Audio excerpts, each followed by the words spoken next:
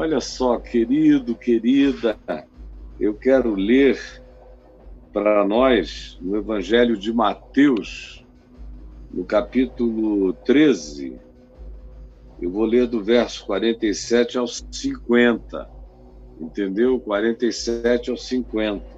Mateus 13, de 47 ao verso 50. Olha só o que diz Jesus falando no Evangelho. Ele diz: o reino dos céus, o reino de Deus, são sinônimos, que é o reino da vontade de Deus sendo praticada entre os homens, ou pode ser entendido como a manifestação explícita da vontade de Deus realizada entre os homens. E aí é o interessante, porque Jesus diz que o reino dos céus é semelhante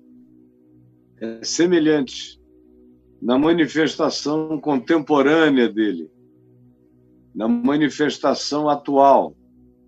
No dia de hoje, a experiência do reino dos céus, para mim, para você, entre os homens, na história, vem carregada de ambiguidade, de ambivalência. É como a parábola do joio e do trigo. É uma parábola do reino dos céus.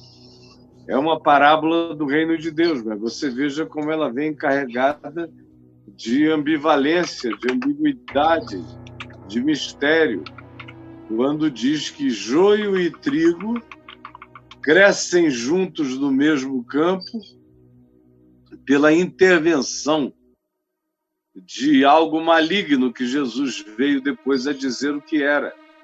Ele disse: um inimigo fez essa miscigenação, o inimigo produziu essa corrupção daquilo que deveria ser naturalmente bom e passou a ser eivado, tomado, poluído de realidades extremamente ambíguas, tão ambíguas que está para além do poder do ser humano discernir o que é bom e o que é ruim ali, o que é trigo e o que é joio naquelas circunstâncias, mostrando que existe essa dimensão ambígua, ambivalente, relativa da experiência do reino de Deus aqui, no espaço-tempo, no processo histórico. Haverá uma dimensão do reino de Deus sem ambiguidades. Quando nós formos tirados do reino das ambivalências, como é o presente momento histórico, aonde bem e mal, aonde bondade e maldade, verdade e injustiça, sinceridade e hipocrisia, alegria do reino de Deus e performances carnais, quando e ainda onde a gente tem a experiência de viver a sublimidade da invasão celestial no nosso coração, produzindo um gozo, uma exultação no espírito genuína, fruto das fontes de alegria eterna emanando, brotando, jorrando do nosso coração, tanto quanto você experimenta todos os tipos de manifestação de maldade, de corrosividade, de corrupção, de dissimulação, de hipocrisia, de mascaramento, de faz de conta para todo lado em nosso meio. Isso acontece hoje. O reino dos céus hoje não é marcado definitivamente por aquilo que carrega o selo e o sinal do que é cristalinamente a verdade de Deus praticada, vivida, experienciada por todos. Ao contrário, O reino de Deus hoje só é visto por alguns. Como Jesus disse a Nicodemos, quem não nascer de novo não vai ver, não vai discernir, não vai enxergar, não vai praticar, não vai provar o reino de Deus, porque hoje ele está acontecendo no meio da ambiguidade histórica. Tem gente que enxerga, tem gente que não enxerga, e tem gente que enxergando despreza, porque não entende o valor.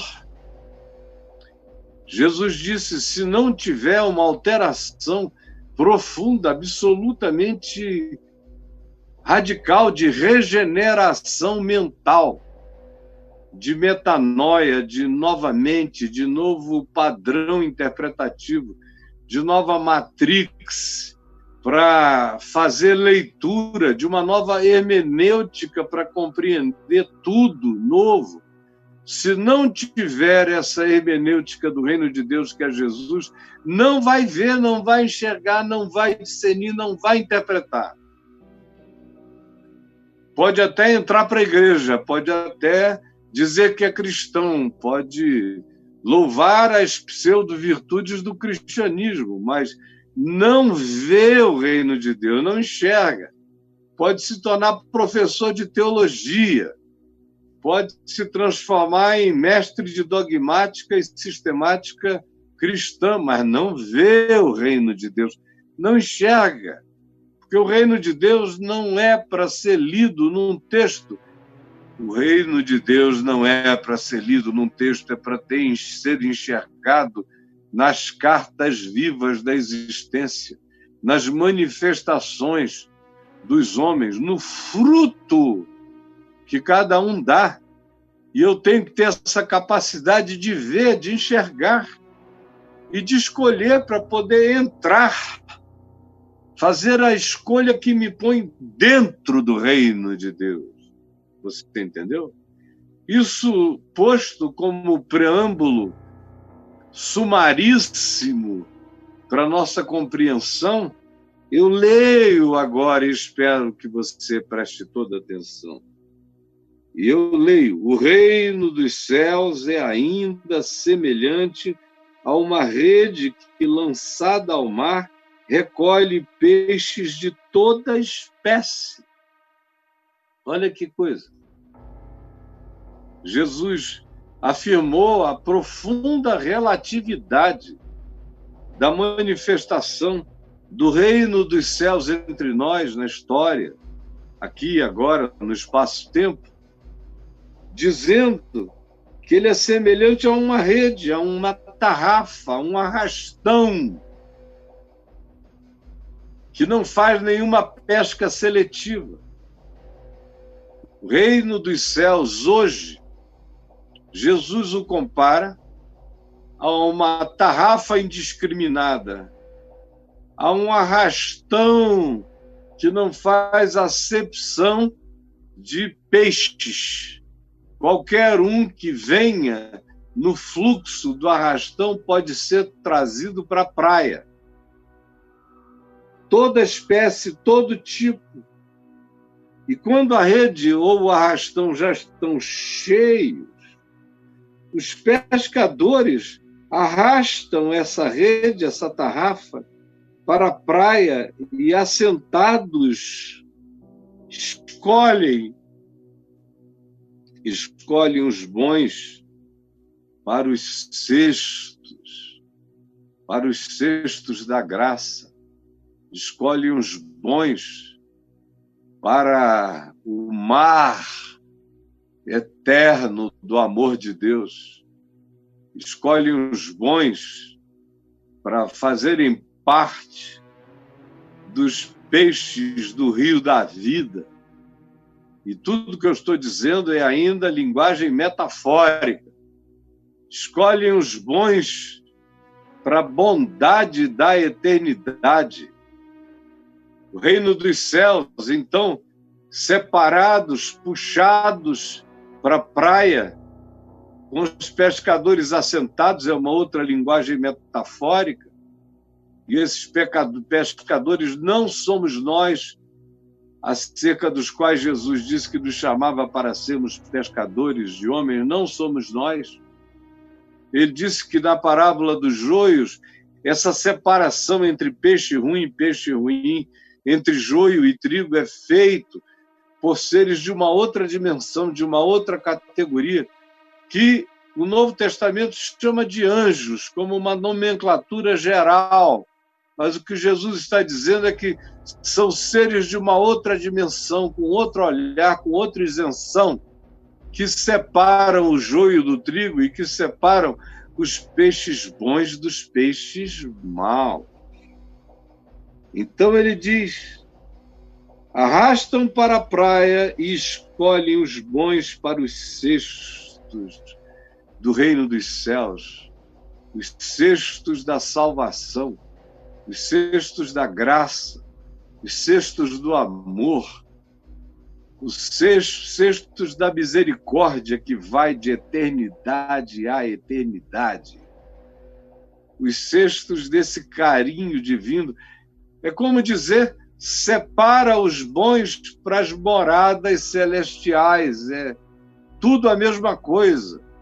Na casa de meu pai há muitas moradas, é equivalente a na casa do meu pai existem muitos cestos que são derramados diretamente do rio da vida, para que esses que são os peixes metafóricos, os peixes aqui apenas ilustradores do significado de pessoas humanas do bem, pessoas humanas da verdade, da justiça, da fidelidade, do amor, da misericórdia e da compaixão, esses entrarão, tomarão posse.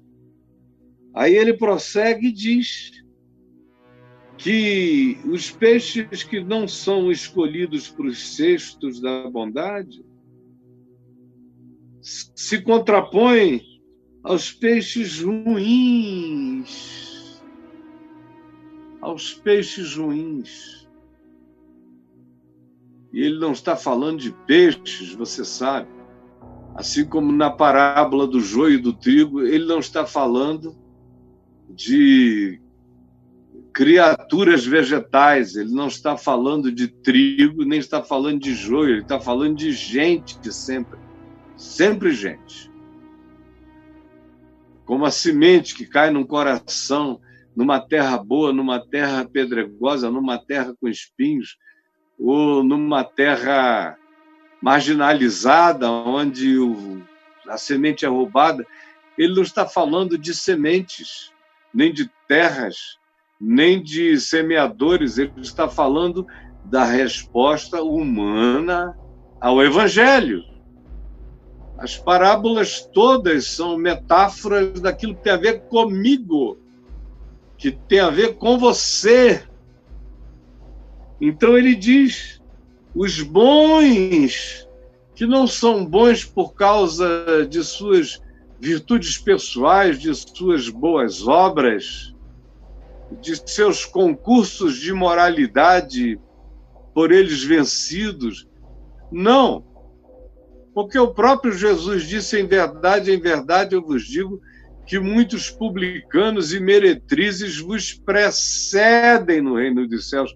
Portanto, ele não está falando de um conceito de bondade que tem a ver com moral, nem com ética aprendida em alguma classe de práticas exteriores de comportamento, que são quase etiquetas de boas obras. Não, ele está falando daquilo que sinceramente brota do fruto do coração, mesmo que seja da meretriz, que produz uma resposta de amor, de quebrantamento, arrependido, muito mais profunda do que dos religiosos que acham que não precisam de arrependimento, nem de salvação, nem de acolhimento, nem de quebrantamento, e nem de aprenderem a andar de joelhos diante da misericórdia de Deus. Não. Quem são esses peixes ruins? Quem são esses que são jogados fora? que no reino dos céus não prestam para entrar. Que peixes são esses que carregam a designação de criaturas ruins, ilustrando o significado de seres humanos ruins que são jogados, deitados, postos do lado de fora do reino dos céus? Isso tem que ser dito com toda a clareza. Quem são esses peixes ruins? Preste toda a atenção que você tenha, que você possa. Esses peixes ruins são os seres do coração endurecido. São os entes que fazem acepção de pessoas, que julgam, que mandam para o inferno, que são arrogantes, soberbos, separatistas, que são os reis da facção, da divisão, são os supremacistas, são os que desprezam os outros seres humanos que não são como eles. Esses peixes ruins, infelizmente, dependendo da época em que o arrastão seja puxado, se tornam a maioria. Como hoje. Hoje o arrastão está sendo puxado, está sendo trazido dia a dia. Você não percebe, mas o arrastão está sendo puxado. Você está dentro desse arrastão. Tem gente boa, que é gente que dá o fruto do amor, da bondade, da justiça, da alegria no reino de Deus, da longanimidade, da bondade, da mansidão, do domínio próprio, da compaixão. Esses são colocados nos cestos eternos. Esses vão ser derramados na água eterna do rio da vida. Mas os peixes ruins são esses, que carregam a marca do diabo, diabolos, que é aquele que vive para separar, para dividir, para polarizar. Esses são os que carregam a marca do diabo, da guerra civil, da hostilidade, de irmãos se armarem contra irmãos, de um ódio que não tem nada a ver com nenhum inimigo distante, tem a ver com um preconceito que transformou em inimigos os irmãos que não são parecidos com a gente. Esses são os peixes ruins. São os peixes que têm prazer na corrupção relacional, que têm prazer na distinção que humilha, que agride, que promete a morte. Esses são os peixes ruins que enchem os arrastões da suposta evangelização. É uma evangelização que cada vez puxa mais peixe ruim do que peixe bom. E eu estou pessoalmente dizendo isso há 45 anos, quase 50, 47 anos. Mas no mínimo de 45 anos para cá, eu estou dizendo explicitamente quando ninguém dizia nada. Hoje, graças a Deus, já tem alguns dizendo e repetindo a mesma coisa. Eu sei na minha consciência, diante de Deus, que eu não devo nada a essa geração, porque eu tenho há muitos anos contado todo o conselho de Deus, toda a parábola do reino de Deus com as suas implicações definitivas e sem camuflações. E repito de novo hoje, com a veemência de todos os dias, talvez ainda até maior, afirmando que se você é peixe ruim, você vai ser jogado fora. Se você é peixe que carrega veneno nas suas guelras, se você é de difícil trato, não dá para salvar você sem que você envenene toda a sua carne. Se você é desse tipo que tira pedaços, se você é peixe do ódio, se você é peixe das águas da amargura, se você é peixe que odeia, se você é peixe fanatizado, enlouquecido, idólatra, porque todo fanático é idólatra. Se você é idólatra pelo seu fanatismo religioso, político, ideológico, você é peixe ruim, vai ser jogado fora. Quem está dizendo isso não sou eu, é o Evangelho. Você pensa que o peixe que vai ser colocado num cesto é esse peixe cheio de acepção de pessoas, de discriminação, de ódio, de raiva, de hostilidade, de bestialidade? Você pensa que é esse que é o peixe bom? Esse é o peixe que será deitado fora, você me entendeu? Aqui no reino de Deus é lugar de sardinha, de robalo, de namorado. É lugar de tambaqui, de tucunaré, de pacu, de matrinchã. É lugar de peixe bom. Não é lugar de baiacu venenoso, nem de bodó da lama. Não é lugar de enguias espirituais, como você, liso, hipócrita. Não é lugar do peixe hostil, com impulso assassino. Você está fora se você é assim. E eu não estou dizendo que você é assim, eu estou dizendo que se você é assim, você está fora. Porque o reino dos céus não te comporta. Você não vai encontrar oxigênio no amor. Você não serve para o reino dos céus porque você não se alimenta da bondade. Você não serve para o reino dos céus porque você não se fortalece na justiça nem na fidelidade.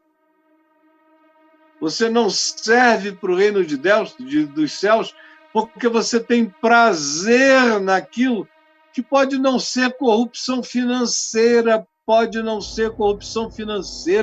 mas você se deleita na corrupção humana, em transformar alguém num fanático prosélito, que se torna mais fanático do que você, e, de acordo com o diagnóstico de Jesus, se transforma num filho do inferno 2 vezes pior do que você já é.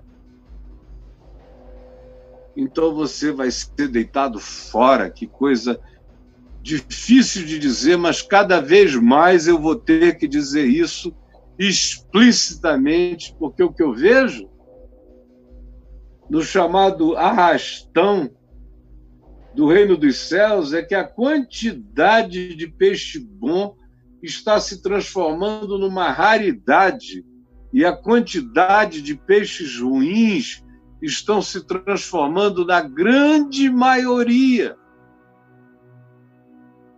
É uma maioria tão grande que ela é capaz de sustentar regimes perversos. É capaz de ser a base apoiadora daquilo que quer trazer ódio, guerra, sangue, divisão, que quer acabar com a expressão livre do coração humano. E você faz parte dessa base de apoio daquilo que Jesus e que os apóstolos chamaram de anticristo e de antivida e anti-evangelho, mas lá está você, segurando a bandeira como um peixe ruim, já desavergonhadamente assumindo o lado. E eu te digo, em nome de Jesus, você, se continuar assim, vai ser jogado fora. E não tem nada a ver com política nem com ideologia. É o juízo do Evangelho que determina a sua incompatibilidade para mergulhar livre no rio da vida, entendeu? Me odeie se quiser, é apenas um sinal de que você é peixe ruim. Me deteste como você queira, é apenas um sinal da sua inadequação para o reino dos céus. Aí você diz, quem é você? Você é a referência? Não.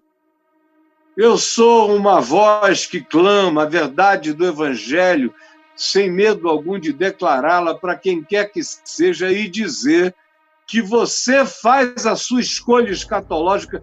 Isso é que é extraordinário. A gente pode escolher ser peixe bom ou a gente pode escolher ser peixe ruim.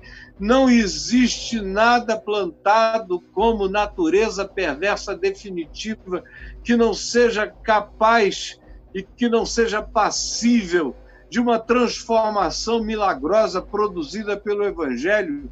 Se você, ouvindo esta palavra da vida que eu estou pregando a você, decidir que você não quer ser peixe do veneno nas águas amargas, você quer ser separado para os cestos da graça de Deus, que vão derramar você no rio da água da vida, a começar de hoje eternamente. Jesus diz, assim será na consumação do século, na hora da separação que vai ser feita por Deus, não por homens, não por igrejas, não por denominações, não por partidos políticos, não por ideologias, não pela loucura dos fanáticos. Não. Assim será na consumação. Quando chegar essa hora em que uma outra dimensão separará a nossa, como aqui se diz, sairão os anjos. Sairão os anjos. Sairão os anjos. Pensa bem nisso, sairão os anjos. Pegarão uns para o cesto da eternidade e outros não vão para cesto nenhum. Jesus diz que eles serão jogados fora. Vão ser deitados de novo e jogados para onde vieram, mas não serão separados do cesto que derrama os peixes humanos no rio da água da vida. Ao contrário, virá a consumação do século, sairão os anjos. Eu acho essa expressão de uma força extraordinária. Sairão os anjos. Os seres de natureza espiritual. Porque nós estamos no meio de acontecimentos de natureza histórica e humana que são eivados e pervadidos, todavia, pelo paralelismo de dimensões simultâneas. Você é conhecido nas regiões celestiais para o bem e para o mal. Quando é para o bem, os principados e potestades e dimensões celestiais dizem, eu conheço a Jesus e sei quem é Paulo, como aconteceu em Atos 19, lá em Éfeso. Eles dizem, eu conheço a Jesus e sei quem é Caio. Eles conhecem a Jesus e me conhecem também. Eu sei que a minha vida, pela misericórdia de Deus, pela graça, que é favor imerecido, ensina a sabedoria aos principados e potestades pelas escolhas e pelas renúncias do meu coração em relação ao mal e pelas ousadias do meu coração em relação ao Evangelho, ensina a sabedoria aos principados e potestades, como Paulo diz escrevendo aos Efésios. Esse é o lado bom dessa história, de que os anjos saíram, os anjos conhecem, os anjos discernem, até aquele dia em que sairão os anjos e separarão os maus dentre os justos. Você veja como a ênfase toda positiva recai sobre a prática da justiça. E a prática da justiça aqui mencionada é a justiça do reino de Deus.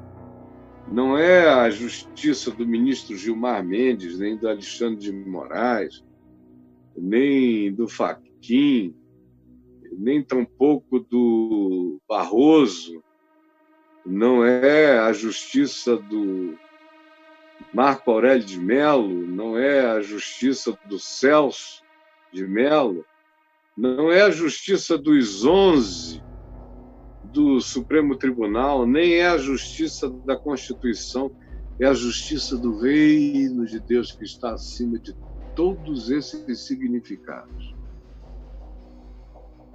Separarão os justos, não de acordo com o moralismo religioso, nem tampouco com a existência ilibada pela prática do politicamente correto, não.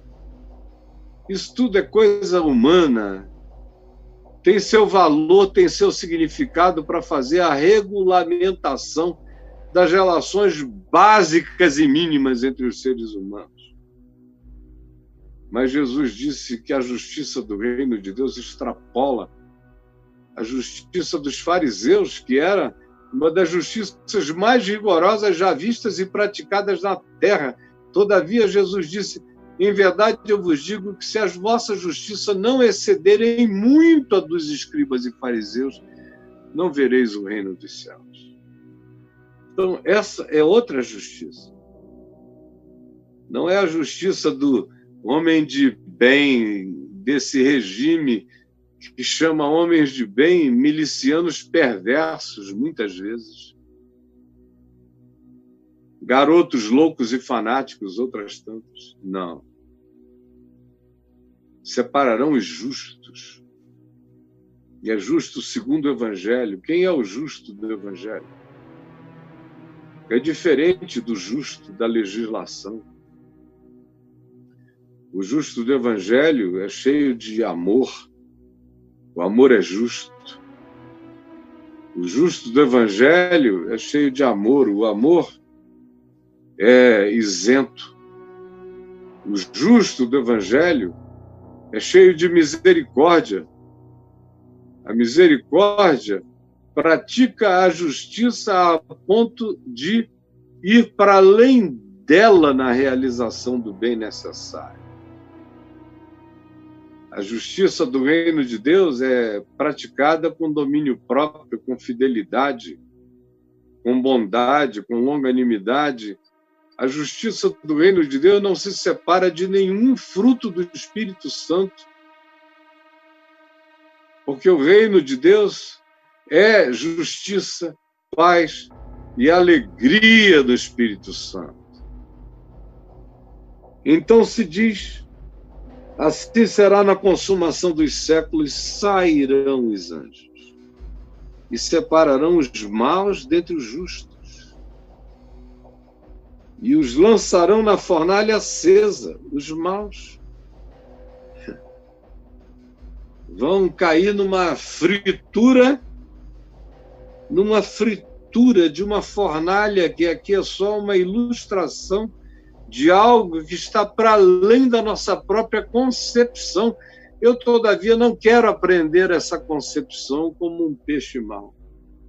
Eu não quero saber dela, eu não quero entender dessa fornalha. Eu apenas sei que ela é ruim demais. É para gente ruim, é uma fritura horrível. E bem-aventurado é aquele que não for jogado nesse lado da vida. Ao contrário, que seja aquele que venha a ser separado para o reino dos céus. Olha, é impossível que você que tenha me ouvido do início até agora não tenha entendido a gravidade do Evangelho, especialmente nesse tempo onde a grande celebração, sabe qual ela é? Preste atenção no que eu estou dizendo, em nome de Jesus. Hoje em dia, o grande sinal de sucesso não é que a tarrafa da pesca, a tarrafa daqueles que se sentem os tarrafeiros, e há uma boa razão para que os discípulos se sintam aqueles que jogam a tarrafa, a rede, porque Jesus disse: venham após mim e eu vos farei pescadores de homens. Essas imagens se juntam, se completam. Então, a dimensão do jogar a tarrafa ao mar, do puxar, tem tudo a ver com a intenção de trazer do mistério do mar da existência os peixes possíveis. E que sejam, então, aqueles que serão postos no cesto que se derramará no rio da vida. E também carrega o juízo, que separa os peixes ruins, perversos, que serão deitados fora e jogados numa fritura indiscernível. E aí o grande paradigma de sucesso deixou de ser você lançar a rede e trazer um monte de gente boa. Lançar a rede e trazer uma quantidade enorme de peixes comestíveis, úteis, saudáveis, peixes de vida. Não. O grande paradigma mudou. Completamente alterado. Agora, a ênfase já não é mais nos peixes bons, porque a rede é lançada não para pegar peixes ruins, mas para trazer os bons, para distingui-los e trazê-los para uma dimensão de onde eles serão colocados naquilo que os derramará no rio da água da vida. Esse era o objetivo original de jogar. O objetivo atual é juntar peixe, tanto faz, e ninguém está mais nem aí para o peixe bom. O peixe bom é quem está sendo jogado fora na tarrafa da igreja. Escute o que eu estou lhe dizendo. E não é um leviano falando com você, é alguém que ama o Evangelho, o reino de Deus, que gostaria muito que a igreja fosse a verdadeira igreja de Deus. Mas o que a gente assiste é isso. O paradigma mudou. A ênfase agora é na rede cheia, rede grande. Os pescadores se corromperam. Os pescadores não querem mais transformar peixes em homens cheios do Espírito Santo e de bondade, como foi a metáfora inicial de Jesus: eu vos farei pescadores de homens. Não, agora o modal é outro. A ênfase não é mais em trazer gente boa, em salvar gente boa da confusão do mistério do oceano escuro da vida. Não. A ênfase agora é o tamanho do arrastão. O meu arrastão trouxe milhões de peixes. Porque a ênfase agora é a demonstração de quantos peixes, não importam, os bons são os que são deixados fora, porque são aqueles que atrapalham. O que importa mesmo é ter uma quantidade enorme de peixes, não importa que se sejam horrorosos e ruins, desde que façam parte da minha malhada, da minha tarrafa, do meu arrastão, para eu demonstrar o sucesso da minha pescaria. Essa é a verdade, você sabe, em nome de Jesus, que eu estou dizendo a verdade. E o pior, peixe bom não tem espaço nesses lugares, são maltratados, são considerados rebeldes, inúteis. São os que não prestam para nada porque não conseguem ser venenosos o bastante para agradar os pescadores corrompidos, que serão todos eles também julgados pelos anjos quando os anjos chegarem. Quando esse juízo se manifestar. E não espere um juízo escatológico distante. Você vai morrer outro dia, cara. E você vai experimentar o juízo final, entendeu? Eu não preciso esperar Jesus voltar, o juízo final está acontecendo todo dia. Todo dia tem gente se encontrando de maneira final, com a verdade, com a justiça e com a manifestação do reino de Deus e com o juízo segundo Jesus, segundo o Evangelho. Quem é que vai ter a coragem de interpretar isso diferente de mim? Quem? Qual teólogo, onde, em que seminário? Apareça. Escreva aqui dizendo, Caio, você está todo errado. A parábola foi mal interpretada. Eu te desafio, a ti e a Satanás. A qualquer um que queira dizer que essa não é a palavra da verdade. E tem mais. Para terminar, a manifestação do que eu estou dizendo está aqui em volta de nós. No próprio Brasil, a igreja, assim chamada de igreja, o cristianismo, que vocês sabem que é uma expressão que na minha boca é negativa, porque Jesus não criou nenhum cristianismo. O cristianismo é um ismo, é uma sistematização que nasce com o imperador Constantino e com tudo que se produziu do século IV para cá. Antes disso, você tinha a comunidade de fé dos discípulos, que é outra coisa completamente diferente, não é perfeita, mas é extraordinariamente melhor e diferente. O que a gente está aqui chamando de igreja está tomado por peixe ruim. Só tem peixe ruim quase. Os peixes bons, você sabe, por experiência própria, não tem vez. Pastor bom não tem vez. Gente da justiça, da compaixão e da misericórdia é tida como idiota, otária. Para ter vez, você tem que carregar a maldade, você tem que carregar a acepção de pessoas, você tem que carregar o supremacismo, você tem que carregar a homofobia, você tem que carregar a humanofobia, você tem que ter a coragem de abençoar o inabençoável por Jesus e pelo Evangelho.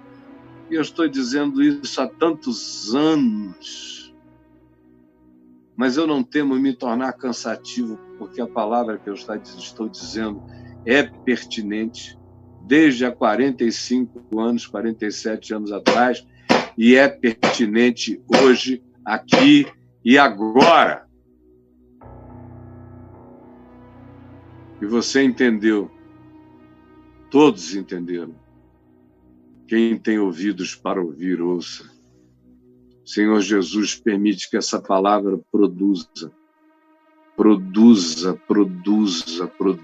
transformação na natureza das pessoas, que haja misericórdia para que peixes venenosos e ruins sejam transformados em peixes do rio da vida.